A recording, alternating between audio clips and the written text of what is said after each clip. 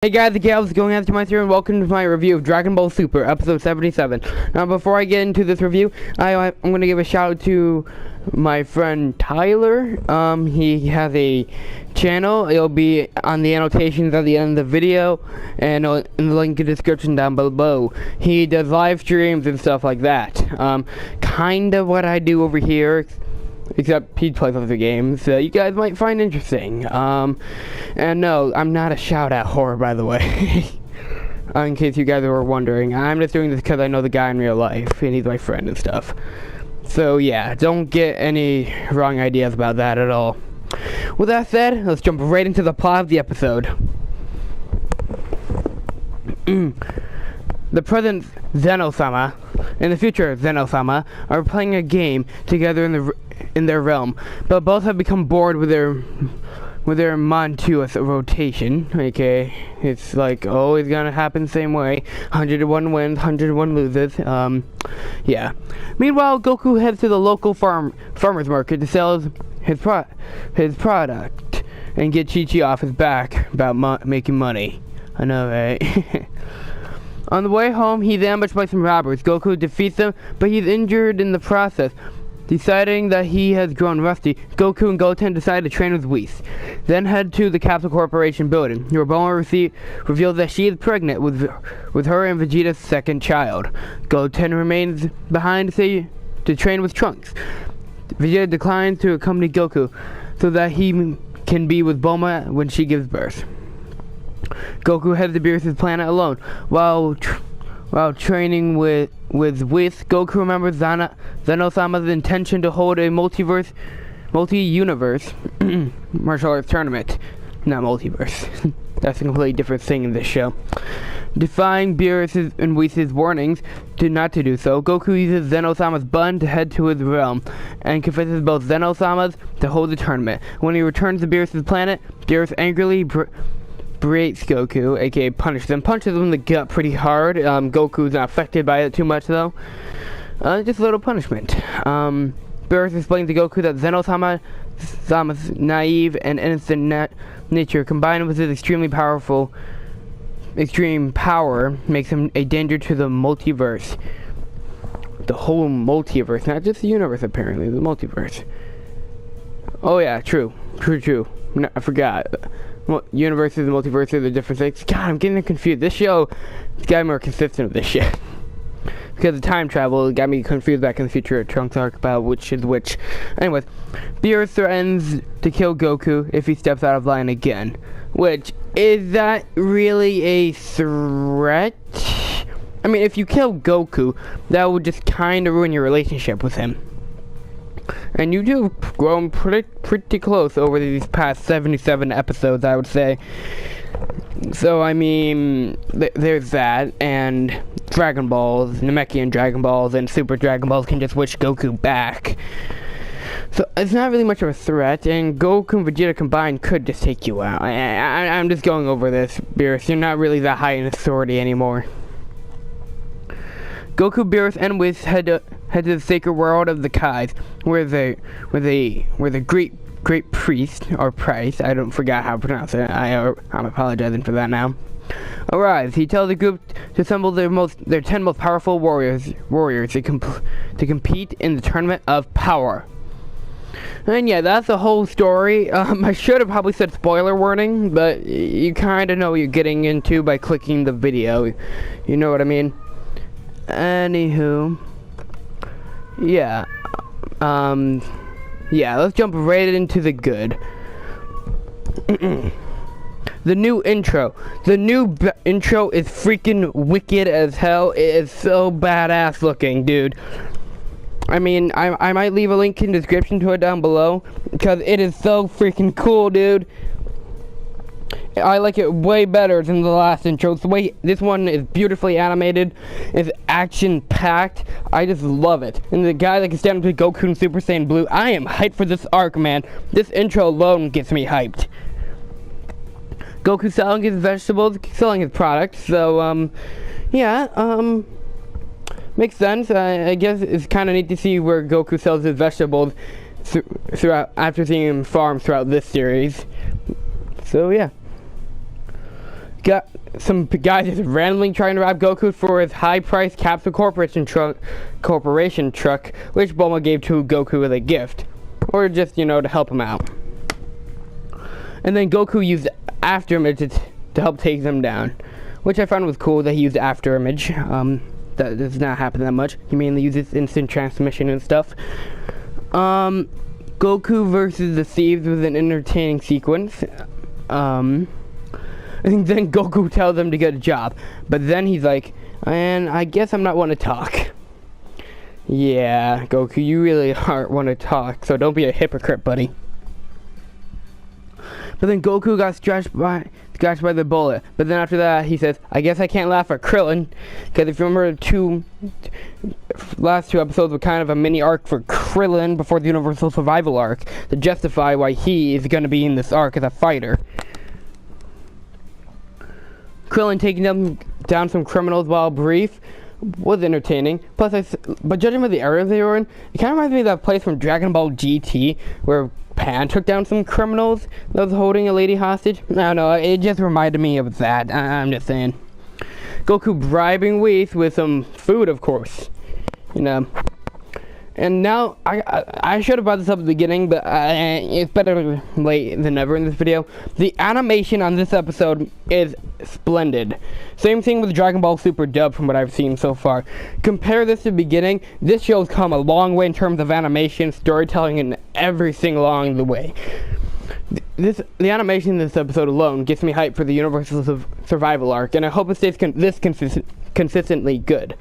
And maybe this will give people stop bitching about Super's animation despite it not being that bad in the first place, aside from episode 5. The original episode 5.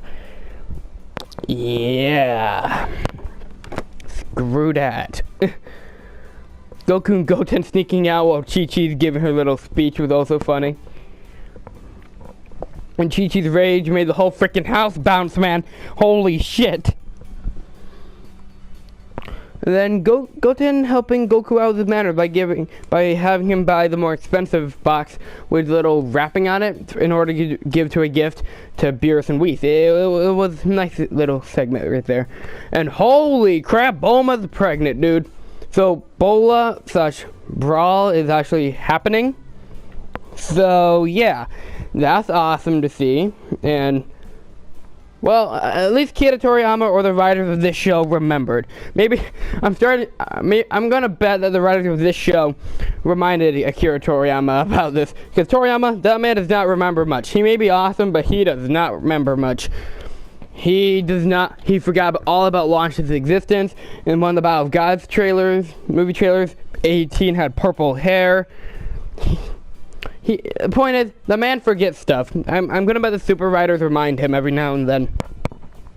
Or Toei themselves, The new episode buffers are also entertaining to see. I like them better than the other ones. They're a lot more animated, And the fact that Goku was going to give Bulma his present he was going to give to Whis. But then he doesn't because he remembers, he has to give that to Whis in order to train with them.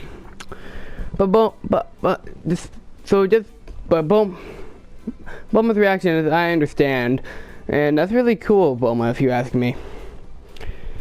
She's understanding that Goku needs to train, wants to train and stuff. But the fact that he was going to give it to her was a sign of character development for Goku, if you ask me. Subtle, but character development, nonetheless. Goten and Trunks training is also entertaining, though I wish these two can be trained by Whis. Or, at least King Kai or somebody, that would be really nice, because these two need to get more relevant within the series, I mean, Trunks had that mini arc within the future Trunks arc, but it was not much. Goten barely does anything aside from in the Purple Water arc, though he has had some prominence within this episode, though. So, yeah.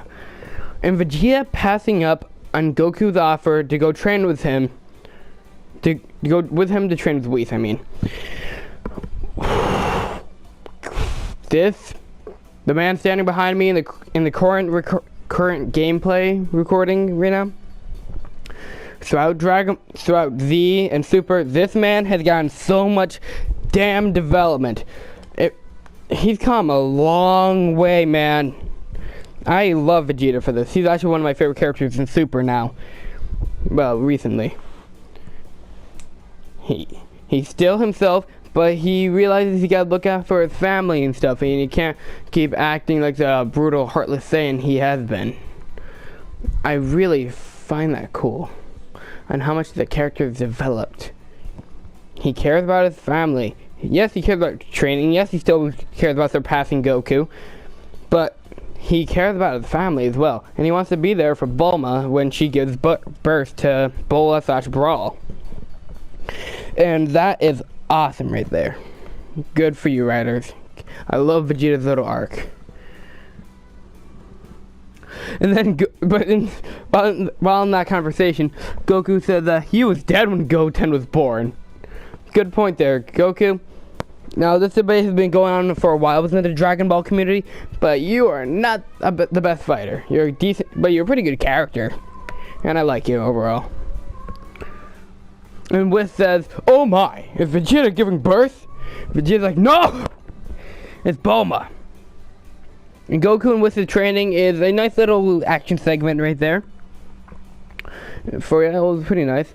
The debate about the button, between Goku and Beerus, was entertaining and kind of scary in a way. About how Beerus talks about Zeno-sama, or the king of everything, or whatever you want to call him. How his innocence and his immaturity is his greatest weakness, and causes him to be a major threat to the universe. And he relates him to Goku. If you really think about it, Goku and Zeno are very similar in their personality. That's possibly why they get along so well. But despite that, Goku still goes to Zeno and tells him about the tournament. I'm alright with that though, because we're going to get some awesome action sequences though. And Beerus punishing Goku. Yeah, to be honest, Beerus has been way too lenient with the Z fighters lately, or just Earth and Goku and Vegeta and stuff in general. From allowing all the time travel stuff to happen in the Future Trunks arc, to letting them defy them so many times. It's just been... I'm surprised this doesn't happen to Goku more often, but it did happen here. It wasn't much, it was just a little punch. Goku took it like a champ, because it wasn't much, but still. Beerus and the Kai's bowing down to the great priest. I don't know how you would pronounce that. If you guys know, tell me how to pronounce that down below, please. Really, it was entertaining. Same normal stuff they do for Zeno, so yeah. And the name of the tournament is the Tournament of Power. So yeah, that's cool.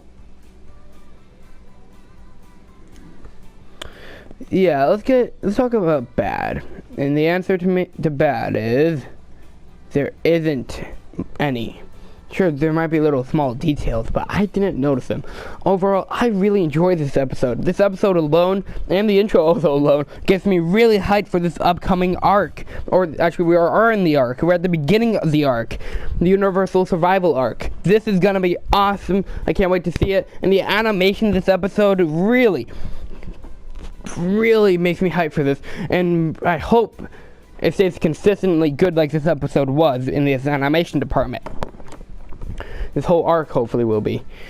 And maybe this arc's animation will get people to stop bitching about Dragon Ball Super's animation. But yeah, overall, this arc, it's the hype. It's literally the hype. Everyone's coming back. We got Tien, Shinhan, Android 17, 18, Krillin, Piccolo, Gohan, Goku, Vegeta, Majin Buu, and so... I don't know if I'm leaving anyone out. I think I might be. But this, I am hyped for this. I cannot wait for next week. And we're finally getting into the plot stuff in Dragon Ball Super, because I've been mainly reviewing the fillers. Anyways, yeah, I hope you guys enjoyed the review. If you did, like, comment, subscribe, click the annotations. Don't forget to check out Tyler's channel if you're into live streams and stuff like that. And I'll see you in the next one. Peace out, Meister out.